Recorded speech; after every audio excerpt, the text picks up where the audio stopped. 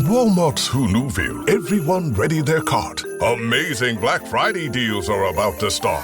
Online and in the app, such great deals to explore. Everything you love from tech, toys, and more. The days to save and the ones to remember. It's only the 25th to the 30th of November. Set your alarms. Don't miss out. These deals are epic, without a doubt. The Who's are all ready, but are you?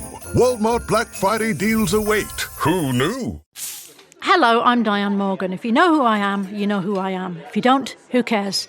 I'm here to explain Italian Time, a holiday phenomenon where Italians throw away their clocks and gather for eternity with San Pellegrino. I've been at this party so long that I've eaten 5 courses, hugged someone's grandma twice, and been offered a job in the family restaurant. So this holiday season, make sure to bring enough San Pellegrino to last you through the meal, the after meal, and the entire goodbye ritual. San Pellegrino, holiday on Italian Time. This is an episode from the archives. I wanted to re-air it for those who are new subscribers to That's Total Mom Sense. And for those of you who have heard it before, I'm sure you'll glean new insights from our conversation. Listen in. Hi, this is Chelsea Clinton, and you're listening to me on That's Total Mom Sense. And my experience was fantastic. There is no hood like parenthood. Hi, I'm Kanika Chadda Gupta. I'm a former CNN journalist, mom of 3, including twins, and host of That's Total Mom Sense, the podcast. Now, if I had $1 every time I heard, gee, you have your hands full. On my show, I interview change makers on their life lessons, legacy, and superpower of intuition, which I call our Mom Sense and Dad Sense. I've had the privilege of working with Mom 2.0, March of Dimes, and the White House, and have had some pretty amazing parents on my show. Hey, what's up? I'm Kelly Rowland. Hi, this is Chelsea Clinton. It's me, Bobby Brown. Can't wait to share my story. That's Total Mom Sense is a production of the Evergreen Podcast Network. Be sure to subscribe wherever you listen to podcasts and on YouTube so you never miss an episode. To join my tribe, visit that'stotalmomsense.com and follow me on Instagram at Kanika Chadda Gupta. Now let's dive into today's episode. I am so humbled to be having a one-on-one interview with my distinguished guest today.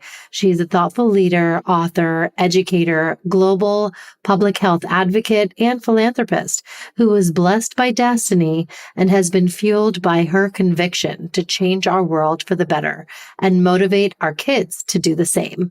I'm honored to be joined by Chelsea Clinton.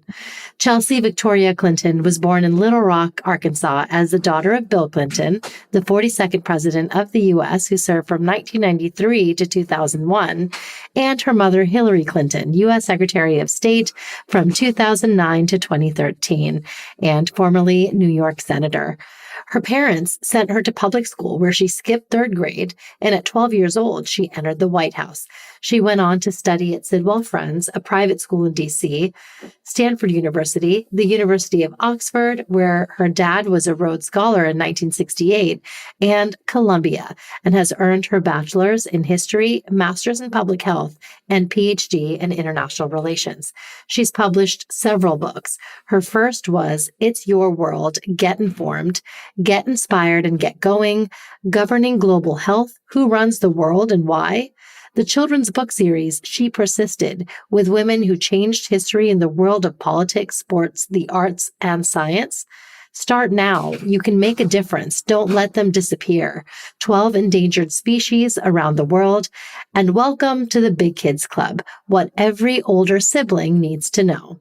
Along with her mom, Hillary, she co-authored Grandma's Gardens and The Book of Gutsy Women, Favorite Stories of Courage and Resilience, which has been adapted by Apple TV into a docuseries called Gutsy.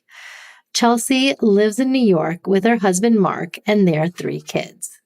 It's so ideal to have you on because you're lifting up the next generation, helping us all build our legacy. So you are so fitting to be on the show, Chelsea. Oh, thank you so much for saying that. And thank you for having me. Absolutely.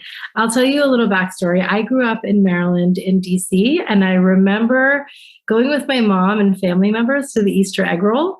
I remember going when, your father was in office, and I feel like just seeing that life that you were leading as first daughter parallel to our own lives was just so fascinating for us. We were all growing up alongside you. So this is going to be a 3-part conversation. It's dreams, service, and legacy. So I want to start with dreams. I'm quoting from your She Persisted series. Oprah said, "The biggest adventure you can ever take is to live the life of your dreams." And as a child, you lived most of your life in the White House, started at age 12 and were there till age 20.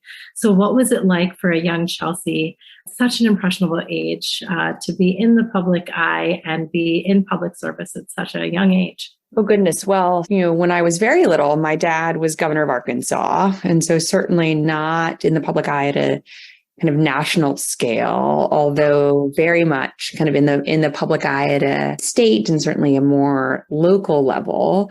Yet I always understood why it was so important to my parents to be in public service, and that being in the public eye was certainly not the goal. And they did everything they could to protect me from being overly scrutinized. It was kind of the inevitable byproduct of their call to service. So you think about dreams, of their kind of dreams to serve and to try to improve. For my dad, as many lives as he could as governor and then as president, and certainly for my mom, a very clear focus on improving the lives of children and families. And so even as a teenager, that my mom didn't have an elected office in the same way my dad did. I always knew that she too was very deeply involved in service when she was a lawyer, kind of through the cases that she would take and her advocacy work, and then certainly as First Lady. And so for me, while I was aware, of course, that there kind of was always kind of the public gaze on us, I knew that that was an inevitable part of my parents' call, drive, dream of service. And I always understood that, thankfully, as a kid, through the different examples that my parents shared with me of kind of what they were working on or who they were working for, what they hoped to do. And I'm very thankful that they made those connections for me, as a very little girl, that those connections continued when I was less little, when we were in the White House. In your interview with Conan, I love that you shared that, oftentimes there would be a state dinner with prime ministers and ambassadors present, and you would, go downstairs, say hello to guests, but couldn't wait to get back to your homework. So just to have that semblance of normalcy is really great to hear. And my parents, thankfully, also wouldn't have had it any other way. I mean, even just the anecdote around like you being at the Easter egg roll, and I just never missed school. I mean, I missed school to be there for the signing of the peace agreement between the Israelis and the Palestinians. Wow. And I missed a little bit of school to go with my parents to Russia because my grandmother had just died and they didn't want to leave me alone and they couldn't defer their trip. So there were moments where I missed school, but it was often for very exceptional circumstances, exceptional sometimes on the positive and affirmative side, and sometimes on the sadder, kind of more personal level. And I'm very thankful that they prioritized me having as kind of normal a life as possible, while also ensuring that I felt connected to their work and included in their work in whatever age appropriate ways that could be done. Can you talk a little bit about your grandmothers, Grandma Ginger, Grandma Dorothy, who had such an indelible impact on the woman you've become? Oh my gosh, thank you. I mean, I think about my grandmothers all the time. My Grandma Ginger, my dad's mom, I did not have the blessing of knowing as an adult. She passed away when I was 13, about 6 weeks before my 14th birthday.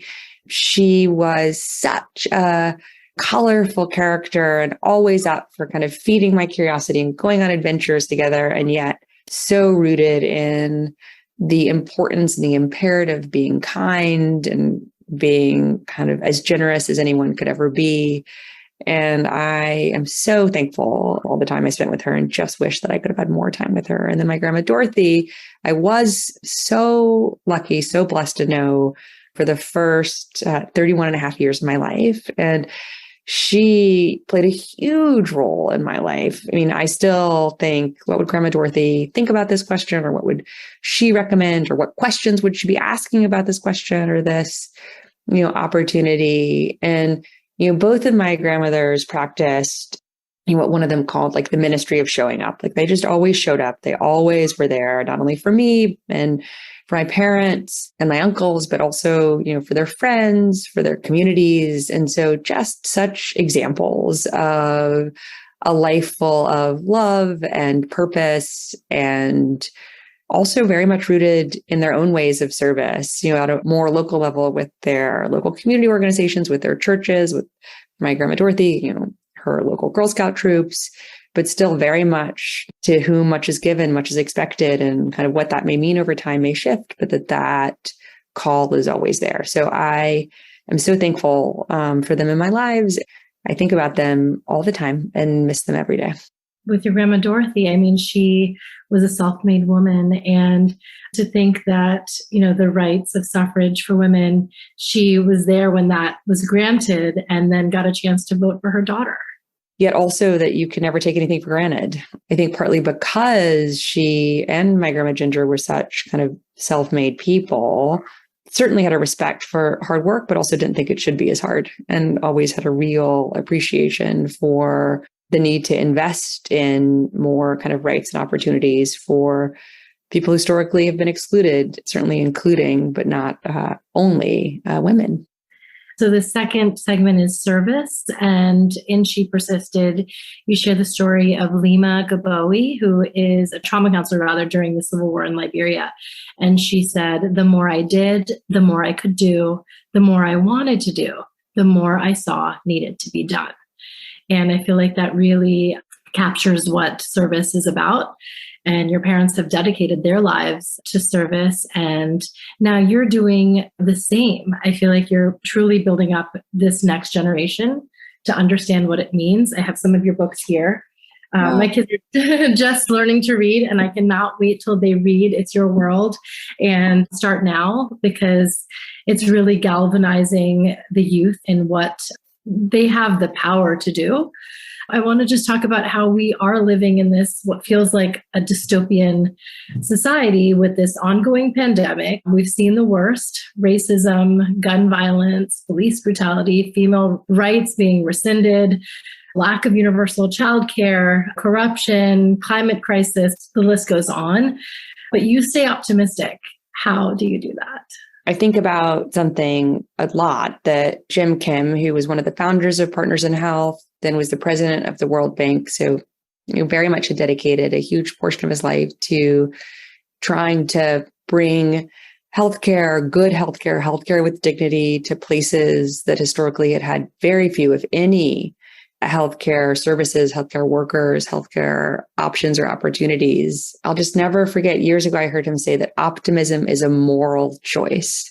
And I think that's right. I think that cynicism is kind of the reservoir of people who not only don't think things can change, but also people who like the status quo, or who maybe even, as you were just saying, like want to pull us backward, aren't only not interested in progress, but are interested in regression. And that's not what I'm interested in. That's not the world that I want to live in, or that I want my kids or your kids to grow up in. And so I do think optimism is a moral choice. I choose to believe that my energies and time, resources, and dreams, if invested in, directed in, purposed alongside, other people who also believe that a more just and equitable and sustainable and healthier world is possible, that hopefully we can get closer to that in terms of kind of what our legal rights are, as well as what our opportunities are, as well as what hopefully we are protected against kind of would be. And so, for me, it's both not wanting to be cynical and also just believing that hopefully some portion of kind of all that I try to do on any given day will matter. And hopefully, we'll make even just a small contribution to better worlds for our kids. Yes, absolutely. And what inspires you to write for our children? Our kids, first and foremost, every time I think about it, and certainly was surprising when I was living it, but I was so struck when I was the parent of, not only a daughter and then also my son, and they were both quite small, how many of the children's books were oriented around male voices or male names. I mean, even like the ducks and the chickens and the cows and the frogs, would be named George or Harry. And that's lovely for George and Harry, but there were so few stories centered on like the narratives of girls and women. And so that's partly why it's been so important to me to focus on the like She Persisted series. And then for like It's Your World or Start Now or the other work to try to inform and help empower the next generation, including, even young kids, is really driven by the questions that I've heard kids ask, sometimes me, sometimes other authors or teachers. And I think that those questions deserve answers. Kids who want to change something also deserve to hear stories of other kids who've already changed things and already tackled challenges in their community or on larger stages so that hopefully they can imagine themselves doing the same or doing something similar. And so, everything I do now is so inspired by my kids, across like every facet of my life, including as a writer, because ultimately like the most important role I have is as a mom. Absolutely. This episode is brought to you by Indeed. Stop waiting around for the perfect candidate. Instead, use Indeed sponsored jobs to find the right people with the right skills fast. It's a simple way to make sure your listing is the first candidates see. According to Indeed data, sponsored jobs have 4 times more applicants than non-sponsored jobs. So go build your dream team today with Indeed. Get a $75 sponsored job credit at Indeed.com/podcast. Terms and conditions apply. Well, in your latest book, Welcome to the Big Kids Club, and in Spanish, it's Bienvenidos al Club de los Niños Grandes. You are writing to kids who are graduating to becoming a big brother or a big sister to their baby on the way. And you share concepts with them on how to hold the baby, what's a soft spot, why do they poop so much? It's really fun and whimsical. Can you break down how you came up with these concepts? And are these what you taught your 2 older kids before Jasper came along? Yes. So this was very much inspired by the questions that Charlotte and Aiden were asking, because Charlotte and Aiden are only 20 months apart. So Charlotte was not really asking questions when her baby brother was born. But then there's more than 3 years between Aiden and Jasper. And so, Charlotte and Aiden were just so curious about like what this new baby was going to be. And she also very much, even more than her brother, like very much had a proprietary take on the baby before Jasper was even born. And so the Welcome to the Big Kids Club book was really like the product of all these conversations I had with our kids around what we thought might happen, but also, the babies develop in different ways. And so what we thought may happen may not happen in the same way, or what had been true for the 2 of them, may or may not be true for their new baby, because we didn't know if Jasper was going to be a boy or a girl. All of those conversations just compelled me to write this book. And because I thought, well, if we're having these conversations, I imagined similar conversations are happening in other families too. And now moving on to legacy, I feel like we can't even think of legacy until we think of our village. And I remember reading It Takes a Village with my mom when I was a teen. And of course, I didn't fully understand what parenthood entailed. But now that I have 3, it couldn't ring more true what, your mother was trying to capture for all of us. My mom has been diagnosed with aphasia and it's early onset dementia. And just to see that evolution as a mom myself in the sandwich generation, it's very difficult. So we need our village more than anything. And I want to just share a quote that your mother had written. Parenthood has the power to redefine every aspect of life, marriage, work, relationships with family and friends. Those helpless bundles of power and promise that come into our world show us our true selves, who we are not, who we wish we could be. We are living in an interdependent world where what our children hear, see, feel, and learn will affect how they grow up and who they turn out to be. So it's all a cycle. So tell us about what your parenthood experience was like and who that village is for you. Well, I am happy that you have a village around you. And I am certainly happy that we have a village around us. Yeah. And, our village is thankfully, wide and deep, with our families, both my husband's family and my family, our friends, our kids' amazing teachers, really wonderful caregiver, and everyone who helps us, on any given day or week or month or year. And certainly I have to give a massive shout out to our pediatric practice and everyone who works there, from the pediatricians to the nurses to the front office staff, who have just been amazing over the last 2.5 years of COVID and all of the questions that I know so many parents have had. And so really have to just acknowledge them as a big part of our village too. So thankful for everyone who's in our village. And also will say, I had no idea the gift that my children would give me of seeing my parents as grandparents. I have thankfully a quite good memory, but don't remember being a baby, certainly. And so seeing how much love and care and attention and attentiveness that my parents have always had toward our children, from the moment they met in the hospital, has just been such a gift. And so seeing them read together and play together and be able to do that in different seasons and in different places and spaces has been magical for me. Also, as someone who had such a close relationship with my grandmothers, to watch that relationship develop between my children and their grandparents also has been particularly meaningful. And so while, again, we are very thankful to have a wide and deep village with, so much family and so many friends and everyone else who cares for, nurtures, teaches, educates, helps protect our kids, particularly thankful for my parents as grandparents. What was your biggest learning as a parent? My husband took a little bit too much of the listen to your instincts as the only advice to heed, because there is a right way to put a diaper on or swaddle a child. There are some things that you just need to learn from the nurses in the hospital or your pediatric practice or your sister who has lots of children.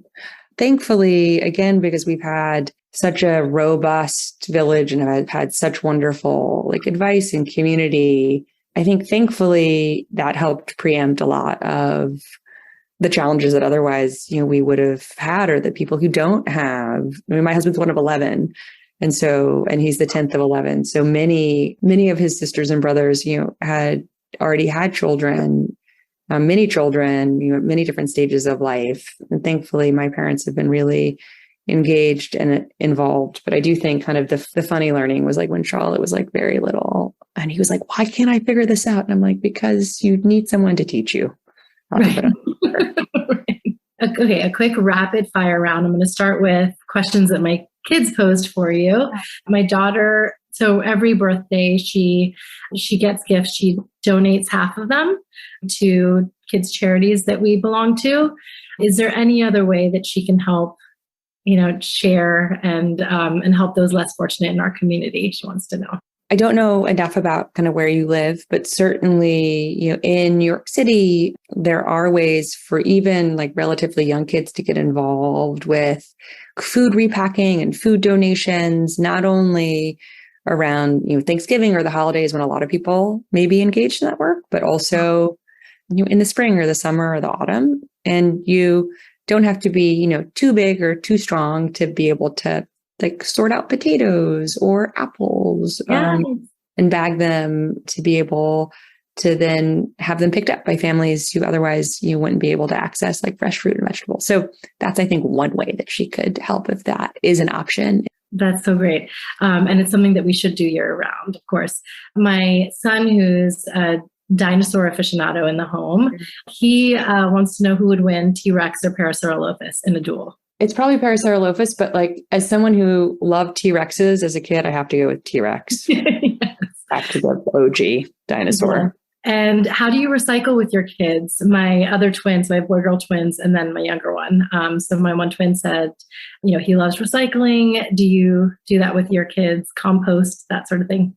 We recycle very diligently. I have found it's a really wonderful way for our kids to be engaged. They understand that we opt into renewable energy or that we use energy safe light bulbs, but they can't help fill out the forms really, or change the light bulbs or have the more energy efficient glass on our windows.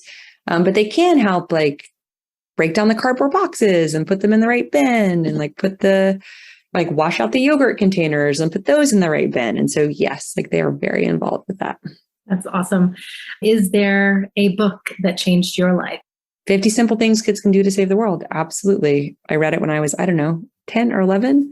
It was just full of such practical ways for kids to change the world. And I then thought, oh, I can do this. And I did some of it, not all of it, but a lot of it. Is there a song that you love to listen to on repeat? We listen to a lot of Raffi, admittedly, because our 3-year-old Jasper is deep into Baby Beluga and Down by the Bay. And all of that makes him so happy. Also, our 2 older kids are really into Kids Learning Tube. Mm-hmm. So we listen to lots of those albums as well. We particularly like the Planets and the Dwarf Planet ones. Do you have an heirloom or a lucky charm that you hold dear? Don't have an heirloom or lucky charm, but my children gave me this necklace, which I can pull out and show you, that has 3 tiny little things on it for each one of them that they picked out and gave to me for Christmas a couple of years ago. And I wear that every day. And Mom Sense moment, a moment where you trust that built-in sixth sense that, mom sense, dad sense, grandma sense, we all have it, where you just felt I know what to do in this situation and it's not going to steer me wrong. Yes. Well, all of my children have had moments of not maybe making the right choices with their ability to balance on things or thinking they maybe should climb on things that they shouldn't climb on. And I'm very thankful that I seem to have what my husband calls a spidey sense of to either ideally prevent that from happening or certainly catch them before they go tumbling off. And so, yes, Mark calls that my spidey sense. I love that. I love that. And where can my audience find you and all your books? Gosh, well, in your local bookstores, thankfully. In your local bookstores or online, certainly at Barnes & Noble or Amazon, but hopefully in your local bookstores. And we will be sharing more about the upcoming book events for Welcome to the Big Kids Club soon. Thank you, Chelsea. Thank you so much for sharing your wisdom and your light with the world. Thank you. Oh, gosh. Well, thank you so much for having me. And I'm so happy that your kids enjoy some of the books and hopefully will enjoy others as they get older. And then it's time for them to read those. Yes, exactly. This is just, it's the gift that keeps on giving. Every day they will have a book by you to read, which is amazing. Thank you so much. And thank you to everyone in the background who brought us together and made this possible.